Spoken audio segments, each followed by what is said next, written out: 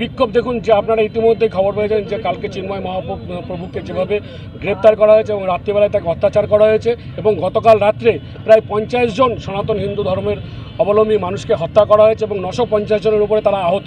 এই আন্দোলন আমরা দিকে দিকে ছড়িয়ে দিতে যাচ্ছি, শুধু এটা বনগাঁর মধ্যে না, সারা ভারতবর্ষ এবং সমগ্র বিশ্বের কাছে আহ্বান করব যে সনাতনীরা আজকে আক্রমণ, সবাই ঐক্যমঞ্চ হন, একত্রিত হয়ে আমরা অবিলম্বে ইউনিশ সরকার, এই অপদার্থ সরকারের আমরা পদত্যাগ চাচ্ছি। কারণ এটা একটা জালিয়াতি সরকার, কারণ আপনারা জানেন কিভাবে তারা ক্ষমতায় এসেছে, কোনো গণতন্ত্র নেই এবং সেই জন্য আমরা চাই যে ইউনিশ সরকারের পদত্যাগ চাই এবং আমরা এই মঞ্চ থেকে স্লোগান দিতে চাই যে জুতো মারো তালে তালে ইউনিসের গালো গালে, এবং সেই সঙ্গে ইউনিসের আমরা পদত্যাগ চাইছি এবং ওইখানকার সনাতন হিন্দুদের আমরা নিরাপত্তা চাচ্ছি এবং আমরা চাইছি যে কোনো রাজনৈতিক রং না দেখে সমস্ত হিন্দুরা আজকে একত্রিত হোক এবং ভারত সরকারের কাছে আমরা আবেদন করব যাতে এই বিষয়ে তারা দৃষ্টান্তমূলক বাংলাদেশ সরকারের প্রতি নজর রাখে এবং বাংলাদেশ কী করছে সেখানে যেভাবে আমাদের হিন্দুদের রক্ষা করা যায় তার ব্যবস্থা যাতে করে।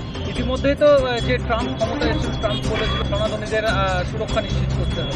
দেখুন সেটা তো ট্রাম্প যেমন বলেছে, পাশাপাশি ইউনিশ সরকারও বলেছে, কিন্তু সবে একটা দল ক্ষমতায় এসেছে, ট্রাম্প এসেছে, আজকে নিশ্চয়ই আমাদের ভারত সরকারের সাথে তারা কথাবার্তা বলছে, নিশ্চয়ই এর একটা সুব্যবস্থা হবে। কিন্তু বর্তমানে ইউনিশ যেভাবে চালাচ্ছে আমরা সেইটার তীব্র নিন্দা করছি এবং প্রতিবাদ করছি যাতে সনাতন ধর্মের মানুষের প্রতি আক্রমণ না হয়।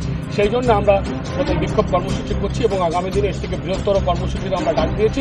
প্রয়োজনে আমরা পেট্টাপোল অভিযানে যাব এবং পেট্টাপোল ওখানে যেভাবে হোক যে চিন্ময় কৃষ্ণ দাস ব্রহ্মচারী তাকে অন্যায়ভাবে বাংলাদেশের জেহাদি সরকার ইউনুস সরকার আটক করেছে।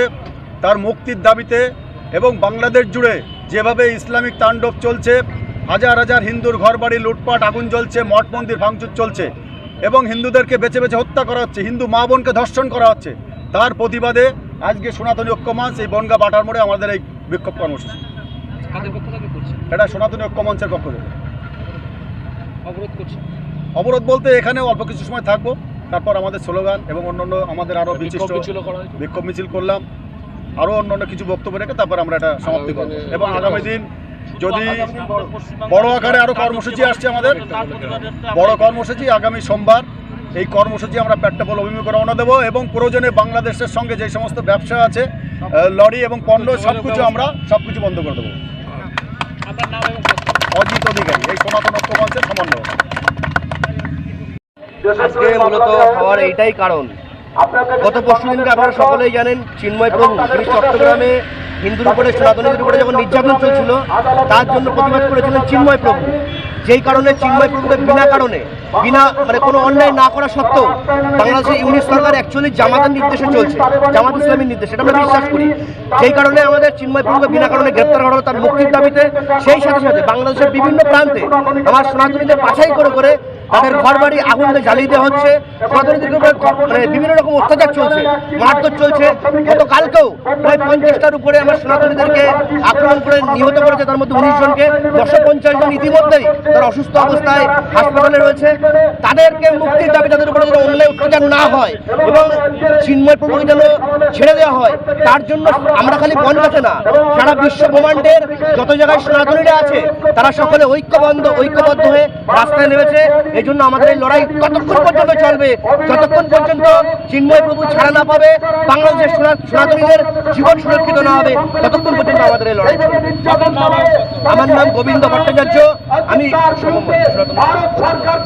কিভাবে সেই তালিবানি সরকার ইউনিশ সরকার, সেই ইউনিশ সরকার ক্ষমতায় আসার পরে একটা অবৈধ সরকার আমরা দেখলাম সেনাবাহিনীকে দিয়ে রাতের অন্ধকারে সেখানকার যে সরকার ছিল সেই সরকারের পরিবর্তন ঘটিয়ে ইউনিশ সরকারকে দেখলাম সেখানে ক্ষমতায় আসার পর থেকে আমরা দেখলাম বেছে বেছে তারা হিন্দু সম্প্রদায়ের